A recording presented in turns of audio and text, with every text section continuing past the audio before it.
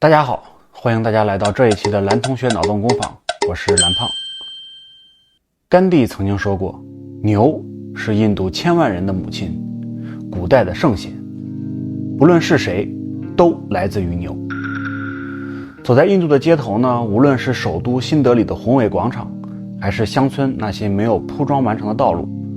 随处都能看到牛经过时留下的印记，一不小心的时候就会中招。这些呢，就是被印度当地人民看作是圣物的，源自于神牛的馈赠。可以说，牛在印度是一直有着至高无上的地位的，甚至凌驾于某些种姓阶层的人民和多数的女人之上。那么本期节目，我就来带大家走进印度，了解一下这个国家为何对牛会有如此的偏爱。如果有正在吃饭的观众朋友们，可以先等一等再吃，或者把屏幕拿远一些。印度呢，作为一个宗教文化大国，民族众多，语言复杂，文化特点呢也是充满了浓浓的宗教信仰氛围。这也就是为什么常有人说，印度就像是一列火车，它车头的部分呢已经驶入了现代的社会，但是车身却还停留在封建社会当中。在各种社交媒体上，我们也会常常的看到网友们爆出的印度人民的奇葩行为，让人难以置信。比如说随地大小便、上厕所不用纸、用手抓饭等等。但凌驾于这些奇葩行为之上的是他们对于牛特殊的爱好。在印度，有大约82%的人民都信奉印度教，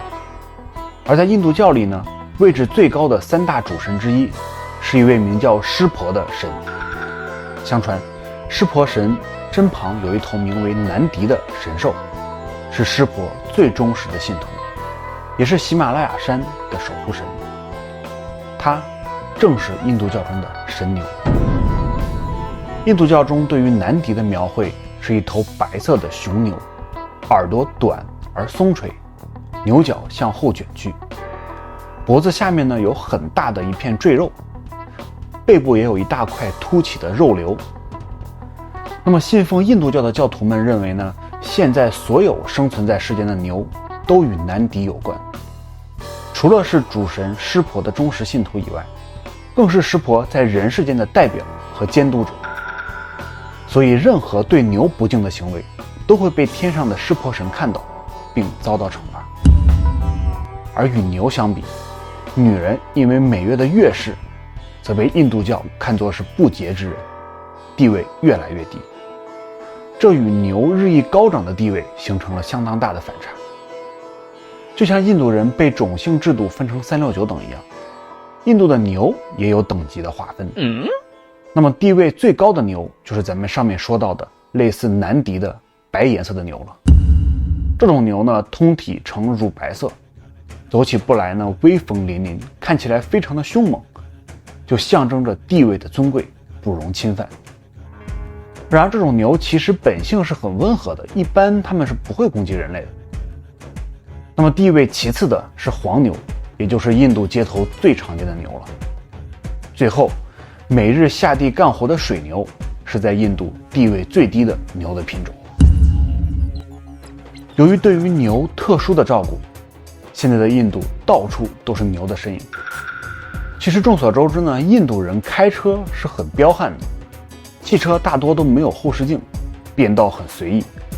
咱们也常常看到电影当中各种大巴车上面坐满了人，一路加塞狂飙的情景。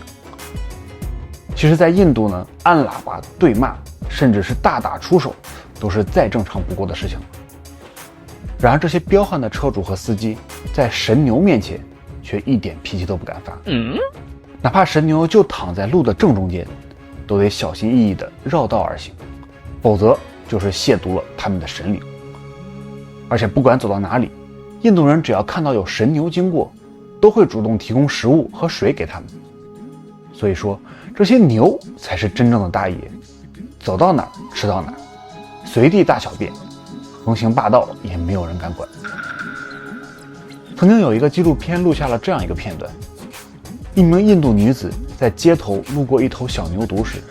主动上前跪下，默默地解开上衣，把给自己孩子准备的母乳献给了这头小牛犊。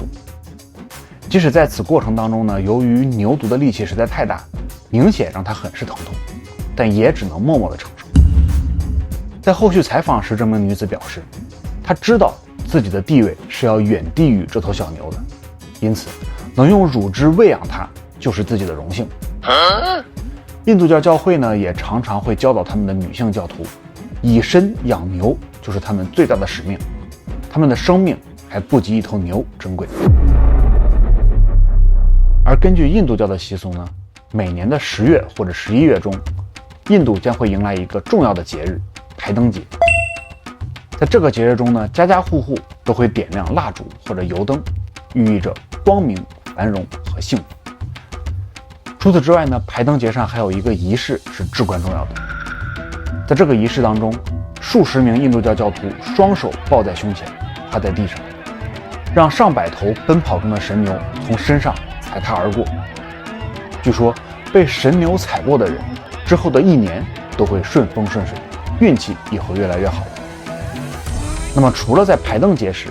平日里也有的印度人会在遇到难处时请来一头牛踩上自己几拳，以此来祛病消灾。接下来，既然让牛蹄子踩上一下都能有这么神奇的作用，那从牛身上出来的东西就可想而知会是多么的被印度人追捧。首先就是牛的尿液。在印度，牛尿可是一种了不起的圣物，被当地人认为具有诸多神奇的疗效。比如说，它可以净化心灵，洗涤罪恶，而且还营养丰富，富含矿物质。于是很多印度人每天早上起来都必须得喝上一些，不然总会感觉身上哪里不舒服。除了普通老百姓呢，很多印度的领导人和宗教领袖也都大力的推广牛尿。印度前总理德赛在访问美国时对媒体说，自己年过80了还精神抖擞的原因就是每天都喝牛尿，并且他认为这是世界上最好的饮品。去年新冠疫情在印度爆发时，由于落后的医疗条件，印度政府对疫情的快速扩散手足无措，于是便号召10几亿的印度人喝牛尿抗疫。这件事呢，在各种社交媒体上也一度被炒得火热。要说这件事的根源吧，就不得不提到印度的一本古医书《阿育吠陀》了。这本书介绍了牛尿对癌症、糖尿病、艾滋病、心脏病等100多种疾病有非常显著的功效，而且能有效地增强抵抗力，并且不同的牛尿效果也是不一样的。最高贵的白色流牛的尿液能将人体的免疫力提升90%到98%，其他牛的尿液呢，只能提升40%左右。更夸张的是，印度的一名科学家在经过了4年的研究之后宣布，他在白色流牛的尿液当中发现了以离子形态存在的黄金以及5000多种化合物，其中的300多种都有巨大的药用价值。而除了牛尿，神奇的印度人又怎么能够放过牛粪呢？说起牛粪的基础使用方式呢，全世界很多地方都有将牛粪晒干后用作燃料的传统，但在印度人眼里，这简直就是对牛的大不敬。印度人认为牛粪和牛尿一样，都是圣洁的象征，可以清除罪恶和污秽。冬天时，如果把新鲜热乎的牛粪贴在屋外的墙上，就可以辟邪且保暖。某些印度医生呢，还认为牛粪具有杀菌作用，在动手术时都会用牛粪来消毒杀菌。那么结果也可想而知。据统计呢，印度妇女在分娩时的死亡率高达8%。除此之外，印度人还把牛粪和牛尿结合在一起，生产出各种各样的日用产品。比如说，印度各种超市中都有售卖含有牛粪、牛尿的牙膏、肥皂、洗面奶等等，十分受欢迎。那么在某些印度高档餐厅吃饭时，也要千万注意了，你点的饭菜和酒水里就很有可能添加了来自高级白色流牛的圣物。当然，厨师们呢并没有恶意，相反，他们正是想借此来给你这位尊贵的客人带来更高级的体验和来自神牛的庇护。据统计，目前印度共有近4亿头牛，比美国的总体人口还要多。那么有的人可能就会想了，已经有这么多的牛了，还要好生的供着，那以后岂不是会有更多的牛走上街头，总有一天会占据印度所有的社会资源呢？其实，虽然在印度有高达82%的人信奉印度教，但是由于印度的人口众多，剩下18%不信奉印度教的人总体数量也是相当可观的。在这些人的眼中呢，牛就是一种普通的动物而已，是给人类干活的牲口和食物的来源。因此，这些人当中呢，就有少数做起了牛的生意，把那些流浪街头的低级牛宰杀掉，贩卖到其他国家。此外，在印度教教徒的眼中，水牛作为最底层、最普通的牛，也是可以宰杀的。他们自己虽然不能吃牛肉，但是却可以出口到其他的国家给别人吃。于是，十分魔幻的场景出现了。